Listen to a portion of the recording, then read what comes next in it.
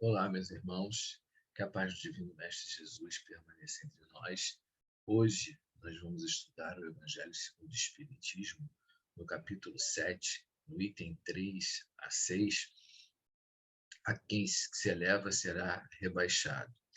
E no item 3, Mateus, no capítulo 18, versículo 1 ao 5, diz o seguinte: Naquela hora chegaram-se a Jesus os seus discípulos, dizendo: Quem é o maior no reino dos céus? E é interessante isso, nós atentarmos para isso, porque naquela época eles tinham essa preocupação de quem era o maior, de quem era o menor, de quem seria o escolhido e etc e tal. E Jesus, chamando um menino, o pôs no meio deles e disse: Na verdade vos digo que, se não fizerdes como os meninos, não entrarei no reino dos céus. Todo aquele, pois, que se humilhar e se fizer pequeno como este menino, este será o maior no reino dos céus. E o que receber em meu nome um menino como este, a mim que recebe. Então, Jesus dá o exemplo da infância. Kardec e os espíritos colocam para nós sabemos disso no livro dos espíritos, que a infância é uma fase de adaptação do espírito no seu processo de reencarnação. Que aquela criança que ali está, aquele corpo físico de criança, pode, na realidade, habitar nele um espírito muito mais antigo, vamos colocar assim, do que nós, criado muito anteriormente do que nós. Mas a infância é necessária para poder moldar o caráter dessa criança, ou seja, tolir os vícios e estimular as virtudes. Então, quando ele coloca a criança ali, ele se usa do exemplo da criança nessa encarnação, ou naquela reencarnação, aonde simboliza a simplicidade, a pureza, a vontade de aprender, a vontade de crescer, a curiosidade, a ausência da perversidade, a ausência da maldade, a presença da benevolência, do amor, a busca pelo carinho dos pais. Por isso que ele coloca a criança como esse símbolo de simplicidade e de pureza. E quando ele fala todo aquele que se humilhar, e a gente entende essa humilhação como aquele que se coloca no seu devido lugar, sem ostentar, sem querer aparecer e sem querer dizer que é o mais importante. Então, aquele que se humilha e se fizer pequeno como uma criança, este herdará e entrará no reino dos céus. Tá? Mas aquele que se exalta, que se acha o melhor, esse não. Não é um castigo. Antes de tudo, nós precisamos entender que isto faz parte da lei divina e da lei natural. Então, Jesus não está ali praguejando ninguém, nem dizendo para ninguém que vai ser castigado, mas antes que há de se cumprir a lei divina. No item 4 diz o seguinte: Então se chegou a ele a mãe dos filhos de Zebedeu. Quem eram os filhos de Zebedeu? Tiago e João, que se tornou o João evangelista. Discípulos de Jesus, se tornam discípulos de Jesus. Então se chegou a ele a mãe dos filhos de Zebedeu, com seus filhos, adorando e pedindo-lhe alguma coisa. E ele disse: Que queres? Respondeu ela: Dize a estes meus dois filhos que se assentem no teu reino, um à tua direita e o outro à tua esquerda. E respondendo, Jesus disse: Não sabeis o que pedis.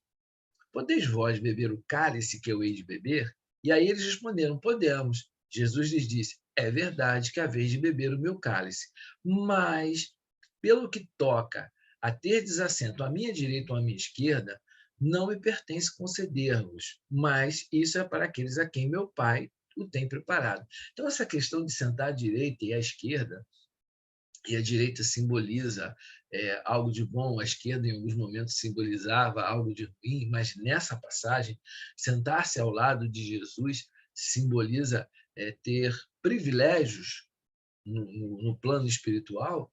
E aí Jesus pergunta: será que vocês vão beber do meu cálice? Eles dizem que sim. O cálice de Jesus são as provas, as expiações que o espírito tem que passar para chegar ao estado de pureza em que Jesus já se encontrava quando aqui encarnou para nos trazer essa mensagem de um amor, de paz e de harmonia. E eles dizem que sim, mas ele diz o seguinte: é verdade que pode beber do meu cálice, Mas sentar-se à minha direita ou à minha esquerda, isso é para aqueles que Deus preparou, ou seja, não cabia a ele naquele momento fazer esse tipo de colocação. E aí, vejam como a coisa é interessante. E quando os 10 ouviram isto, ou seja, os 10 discípulos ouviram isso daqueles dois que se tornam discípulos de Jesus, indignaram-se contra os dois irmãos. Mas Jesus os chamou a si e lhes disse: Sabeis que os príncipes das nações dominam os seus vassalos e que os maiores exercitam sobre eles o seu poder. Não será assim entre vós. Ou seja, vocês já são discípulos. O que ela me pediu como mãe foi para que eles me seguissem, sentassem à minha direita e à minha esquerda. Então, eles também têm o mesmo direito de me seguir, como qualquer um outro que se propõe a me seguir. E vocês não têm o direito de usar de violência ou de tentar humilhá-los e impedi-los de fazer. Não cabia a eles, como discípulos, isso. Essa é uma decisão tomada única e exclusivamente por Jesus. Tá? E ainda diz o seguinte: mas não será assim entre vós, mas aquele que quiser ser o maior, esse seja o vosso servidor. E o que entre vós quiser ser o primeiro, seja o vosso escravo, assim como o filho do homem, que não veio para ser servido, mas para servir e para dar a sua vida em redenção de muitos. Está em Mateus, no capítulo 20, de versículos 20 a 28. Então, Jesus coloca o seguinte: se você quiser ser o maior, você precisa servir ao seu semelhante e não ir contra o seu semelhante. E ele diz: o Filho do Homem assim faz. Jesus veio para nos dar uma lição de justiça, de amor, de humildade e de caridade. Ele ainda disse que ele não veio para outra coisa a não ser para dar a vida, a sua vida em redenção de muitos. Ou seja, todo aquele sacrifício que Jesus passou não foi, como alguns dizem, para nos salvar, não, mas para nos mostrar o sacrifício que cada um de nós tem que fazer para o seu crescimento espiritual. E aí, no item 5, diz o seguinte: e aconteceu que, entrando Jesus num sábado na casa de um dos principais fariseus, ia tomar sua refeição, ali ainda eles estavam observando, notando que muitos dos convidados que chegavam procuravam ali os primeiros lugares para poder sentar e etc e tal. Ele propôs uma parábola, que é o seguinte: quando fores convidado a alguma festa, alguma boda, não te assentes no primeiro lugar, porque pode ser que ali esteja reservado para outra pessoa, mais autorizada que tu, convidada pelo dono da casa, e que vindo este, que te convidou e a ti e a ele, te diga: dá o teu lugar a este. E tu, envergonhado, irás buscar o último lugar. Mas, quando fores convidado, vai tomar ali o último lugar, para que quando vier o que te convidou, te diga: meu amigo, senta-te mais para cima, vem aqui, mais próximo. Servir-te-á então isto de uma glória na presença dos que estiverem juntamente sentados à mesa. Porque todo aquele que se exalta será humilhado, e todo aquele que se humilha será exaltado. Isso acontece muito com a gente, né? Às vezes a gente é convidado para uma festa, para uma boda qualquer, seja aniversário de 15 anos, 16, um ano, casamento, etc. Tal. Existem alguns de nós que chegam na festa como se fossem os donos da festa, querem escolher os melhores lugares, aqueles um pouco mais gulosinhos, querem ficar mais próximos da mesa para serem os primeiros a serem servidos pelo garçom e etc, etc. Tal. Procuram os melhores lugares, mais estratégicos em relação à mesa de comida, etc. Tal. E muitas das vezes, nesse afã, não vê que a mesa estava reservada para outra pessoa. E aí o maître, o garçom, o dono da festa, chega para ele e fala o seguinte: olha, o senhor me desculpa, mas essa mesa aqui está reservada para fulano, para dona Joana, para dona Maria, para Fátima, para o Ari, para o Edmundo. O senhor poderia, por favor, sentar em outro lugar? E você se sentir humilhado. Então, quando a gente chegar em algum lugar, a gente senta lá no cantinho e fica quieto. De repente o dono vem e fala: não, vem mais para cá, você está muito longe, está muito distante. Assim a gente tem que se comportar em relação ao reino de Deus, ao reino dos céus, ao plano espiritual e também ao plano material. Nunca se colocar num lugar de destaque achando que é melhor do que o outro.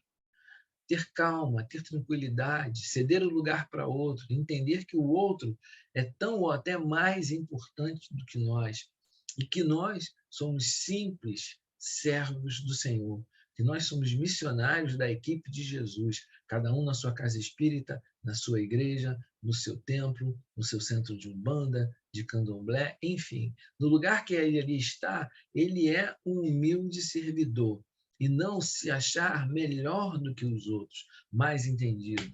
Muito cuidado quando postar nas redes sociais determinados tipos de trabalho, talvez até de assistência social, que são realizados na sua casa, para não dar a impressão de que você está fazendo isso para aparecer.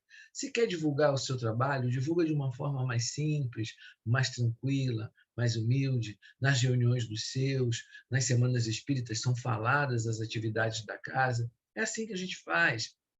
A gente não deve exaltar o trabalho da nossa casa como se a nossa casa fosse a melhor casa do mundo, como se nós fôssemos os melhores trabalhadores do mundo e que, por sermos espírita, a doutrina espírita é a melhor religião do mundo. Não. Simplicidade, pureza de coração. E no item 6 é colocado para nós o seguinte: estas máximas são consequências do princípio de humildade, que Jesus põe incessantemente como condição essencial da felicidade prometida aos eleitos do Senhor, nas seguintes palavras: bem-aventurados os pobres de espírito, porque deles é o reino dos céus. Entender pobre de espíritos como os humildes. Outra coisa, não confundir humildade com pobreza financeira, com condição social menor, como condição financeira menos favorecida. Usa-se muito a palavra humilde para designar aquele que não tem uma boa condição financeira. Ah, uma família humilde que mora em tal lugar. Não. Uma família pobre, sem dinheiro ou sem recursos financeiros. Humildade é outra coisa, porque existem aqueles que são pobres financeiramente, que não têm recursos financeiros nenhum, mas são extremamente soberbos e prepotentes. E existem aqueles que são milionários, bilionários, trilhardários e são pessoas extremamente humildes e entendem que a riqueza que está na mão dele é para produzir recursos para aqueles que têm menos. Ao passo que muitas das vezes o pobre, né, financeiramente falando, aquele que não tem recursos, quando consegue alguma coisa, é tão egoísta e fechado que não divide com ninguém. Lembrando que o Evangelho nos fala que são duas provas extremamente difíceis, tanto a pobreza quanto a riqueza, mas que a riqueza nos chama muito para as tentações das coisas materiais. E continuando, Jesus toma o menino como exemplo, né, da simplicidade de coração e diz que todo aquele que se fizer pequeno como este menino, será o maior no reino dos céus. Ou seja, aquele que não tiver pretensão de superioridade ou de infalibilidade. Todos nós falhamos. Todos nós falhamos.